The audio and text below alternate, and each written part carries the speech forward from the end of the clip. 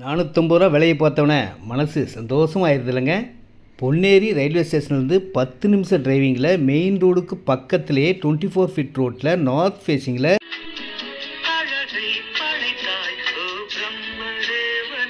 40க்கு 60 size 2400 square feet ஒரு ground வடக்கு வாசலில் 10,80,000 ரூபா தான் டிடிசிபி அப்ரூவ்டு இடம்.